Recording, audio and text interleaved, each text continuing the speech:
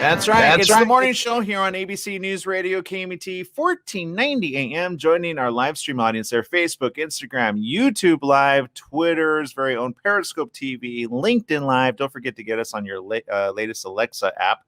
Just type it in. Oh, that's right. You don't have to type in Alexa, but you can say, Alexa, I'd like to listen to KMET 1490 AM, and it will pop on for you on all your devices. How cool is that?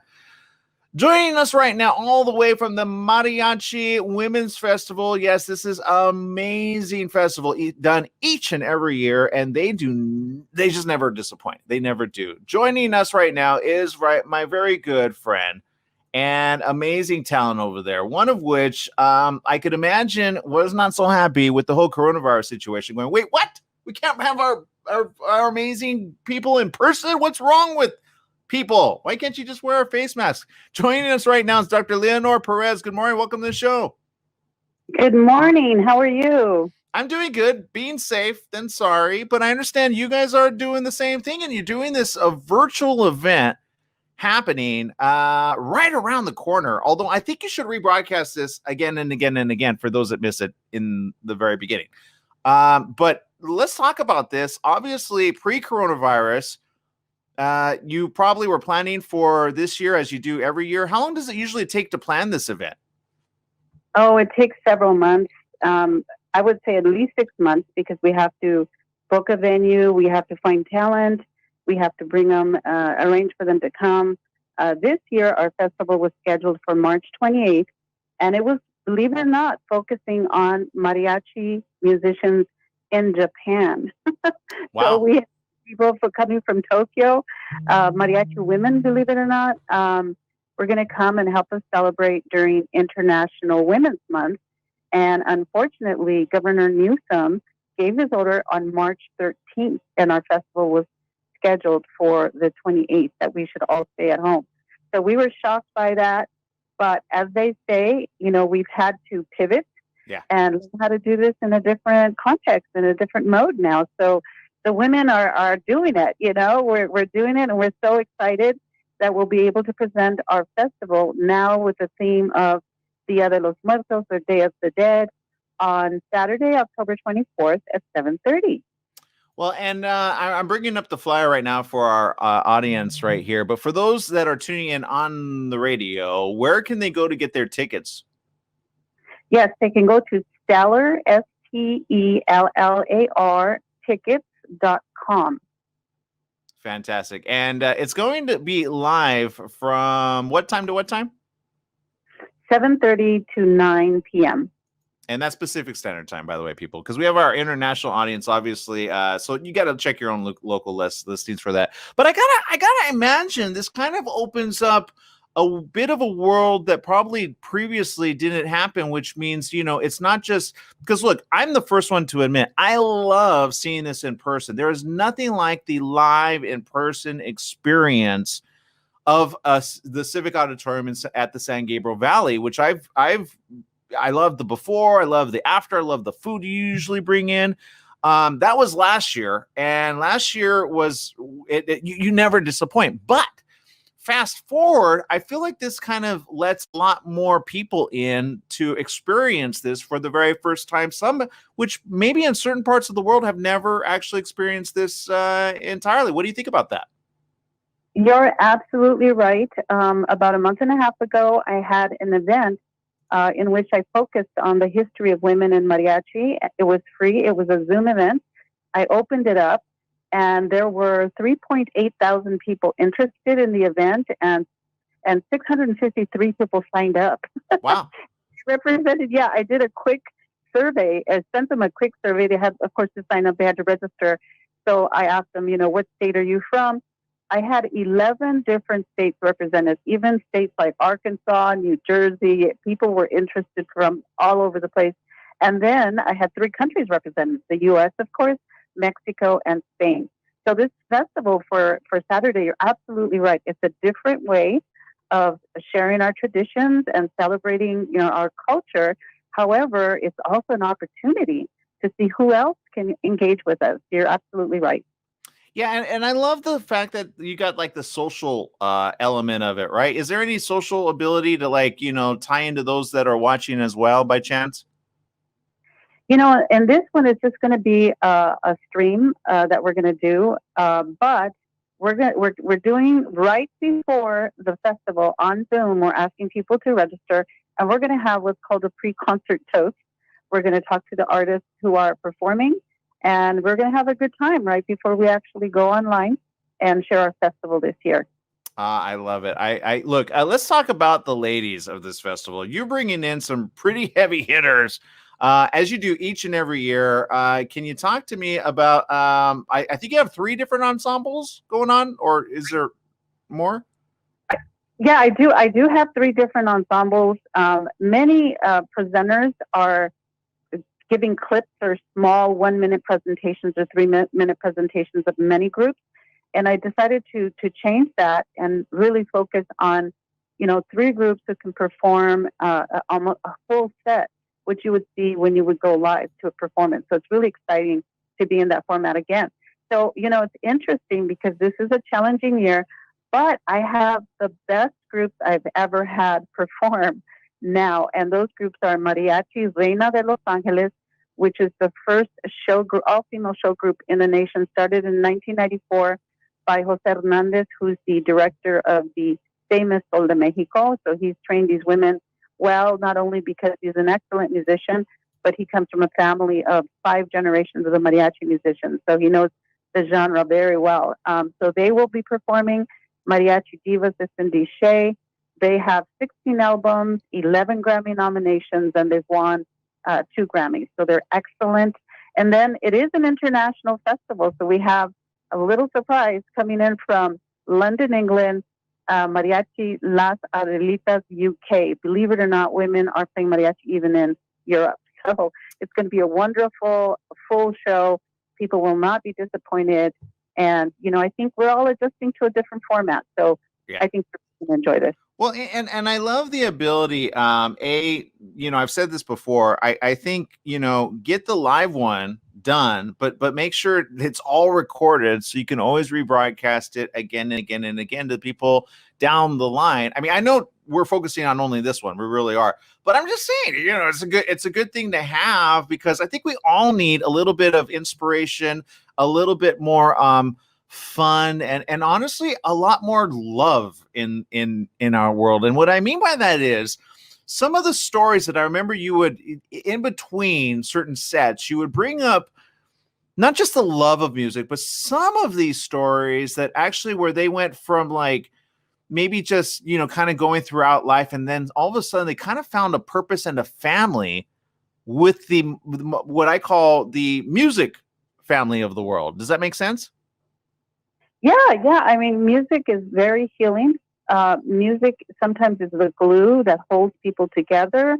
In mariachi music, I've had many letters from young people or older people who say, your event is one of the few opportunities that I have to share a social, emotional event with my mother, my grandmother. It really brings families together. And in this really tough time where people are suffering and they're seeing people, unfortunately, pass around them or get sick and recover with a lot of uncertainty, music is one of the most healing avenues that we have. And unfortunately, a lot of our cultural events that we used to go to just relax and enjoy are no longer there. So this is an excellent opportunity to try it in a different mode. And hopefully we will transmit, like, as you said, not only the culture and the tradition, but the love that comes with it and the opportunities, that we can have to reconnect with what we love, what we share with other people. So I agree with you on that one. Well, and I remember last year, I believe it was last year, might have been the year prior, there were a couple of individuals which I would have never thought of, and excuse me for my limited train of thinking, which I think a lot of us kind of stick in our own little bubble. When you think mariachi, you literally think from Mexico. But you just mentioned a couple countries. Can you talk about a couple of the people that in past years and or present that have, they're not even technically, like, I'm sure they have like a little gene in there, probably a splice of it, but they don't really need it in order to understand that the world of mariachi is not just a Latino affair. Yes, absolutely. You know, it's interesting because mariachi music is very universal in lots of ways. We recognize it as a music of Mexico, but the truth is, when you listen to the music that mariachis play, they play music from all over the world. They play polkas, which are from Germany. Yeah. They play ballads. They play. I mean, there's so many different styles.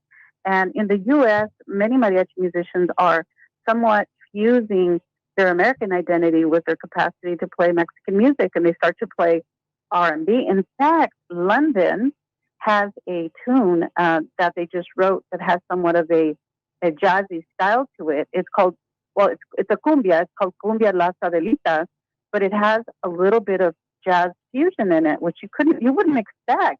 You know, so it's so interesting that it does have a universal appeal. It also has a way of exciting you physically. It makes your heart beat. It makes your heart melt. You know, you just feel so excited when you hear it that it attracts people who don't understand the lyrics or didn't grow up with the genre. And one person is, I have to say, is the director of Mariachi Divas, Cindy Shea. So she's half Italian, half Irish.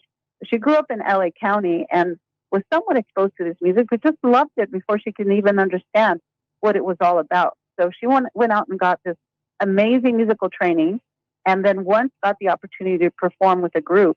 And she fell in love with it so much that she started her own group, and now is one of our leading groups. So she's, you know, Italian.